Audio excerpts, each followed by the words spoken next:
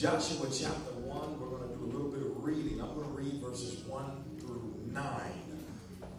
When you have arrived there, please say amen. Amen. Give it up for this awesome band and all the musicians who played under the anointing of God, all of those who sang and the dancers. They did a wonderful, wonderful job. I have been immensely blessed since our time here. We thank God for this opportunity. Amen. Joshua chapter 1, bear with me. I'm going to read verses 1 through 9. This is what the word of the Lord says. After the death of Moses, the servant of the Lord said to Joshua, the son of Nun, Moses' assistant, Moses, my servant, is dead.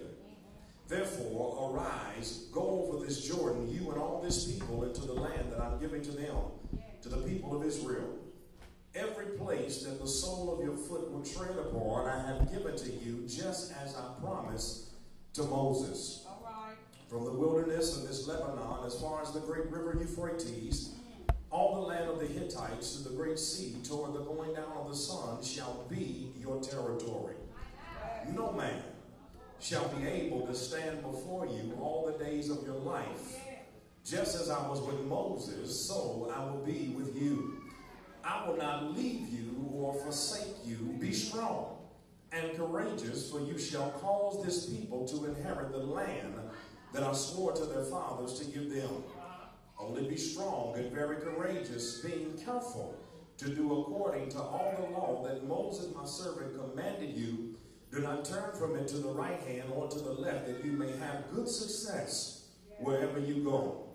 This book of the law shall not depart from your mouth, but you shall meditate on it day and night, so that you may be careful to do according to all that is written in it. For then you will make your way prosperous, and then you will have a good success. Have I not commanded you? Be strong and courageous. Do not be frightened, nor be dismayed, for the Lord your God is with you wherever you go. Again, verse 2, Moses my servant is dead. Now therefore arise and go over this Jordan and possess the promised land. Notice what God says. It had been some while, and Joshua here is 40 years later. This period, this moment in his life and in time, he's been anticipating, he's been wanting, he's been waiting for, and now God gives him a green light. I could preach for a while right there when God gives you a green light. God said for some time you've been stopped, you've been paused, you've been waiting, you've been anticipating a level of your life that you've been wanting to go to. Now the moment has arrived. Remember, for 40 years Joshua had not been able to walk into the promised land. He had to wait and wander through the wilderness with those who did not have faith to possess the promises of God. And so now Joshua is anticipating, he's desiring this opportunity finally to seize and secure what God has called for him to be able to do.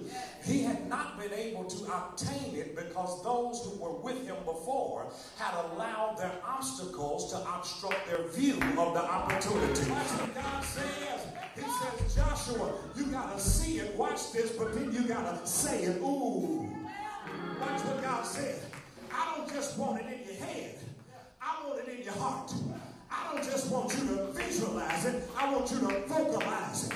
I want you to begin to internalize it, so much so. Okay, come on back to the text. Notice how God is speaking. God says, this book of the law shall not depart from your mouth, but I want you to begin to meditate on it day and night. I don't want you to just read the word. I want you to speak the word, because there's power in spoken word. The Bible says death and life is in the power of your tongue. And to rewind some 40 years later in the book of Numbers, the camp and the group he was with before did not have the faith not only to see it, but they did not have the faith to say it. They said, we're just grasshoppers in the land. These guys are giants. We can't overcome them. All they saw was negativity. That's why you got to be careful who you connect yourself with, because there's some people who can't see past their sinkhole.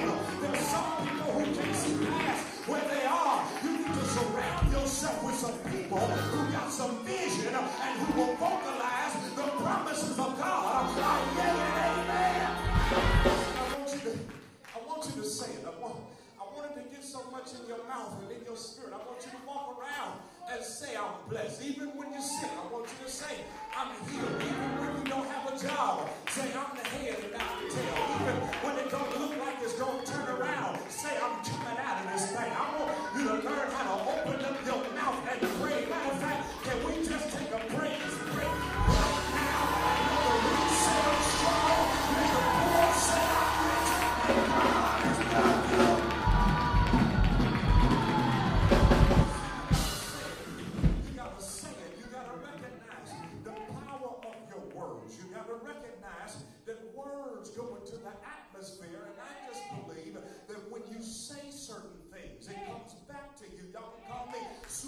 pseudo spiritual or whatever, but I just still believe that God honors his spoken word. I just still believe. The same matter of fact, I know that to be true because the Bible says in the beginning he spoke the world into existence, and that same creativity and imagination is just waiting to be stirred up inside of us. I wish I had some dreamers, some visionaries, some folk up in here who just believe that when I begin to speak the word of God, something happens in the atmosphere. See, it's just like this.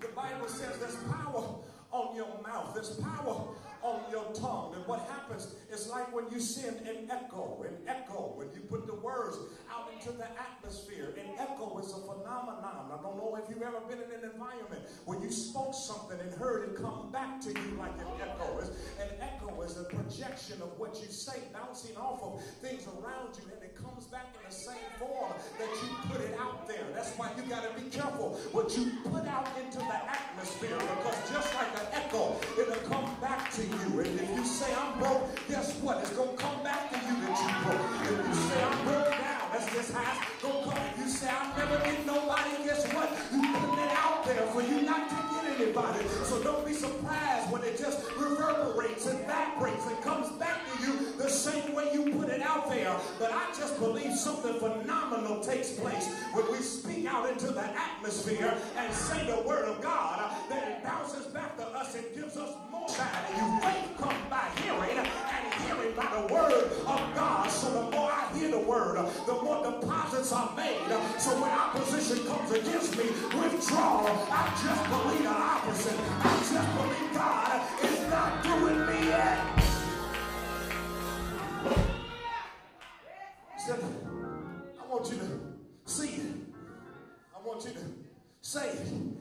I want you to seize it. I don't just want it in your head, in your heart. I don't want you to stop until it's in your hands. I don't want you to sit back on this side of the Jordan. I want you to see it, say it. I want you to go in and seize it. I told you, it's go for it. Watch what God was saying. God was saying, I want you to learn how to be able to eat of the fruit of your faith.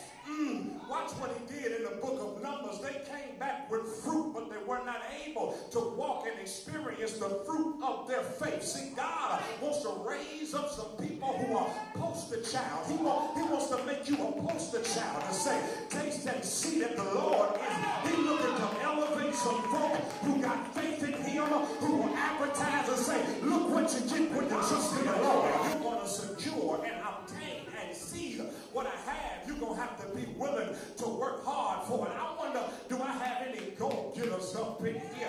Some self-motivated folk that you don't need folk patting you on your back, giving you empty promises. I got enough drive within me. I got enough work for it myself. So you can tell me I ain't going to get it. The more you say it ain't meant for me to have, that's more fuel to my fire. Now I know I got to get it.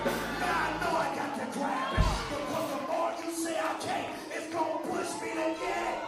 Touch somebody, tell them, go for it. Go for it. Sit back and go for everything God has got for you. Don't sit back and be easy. You got to get up from where you are.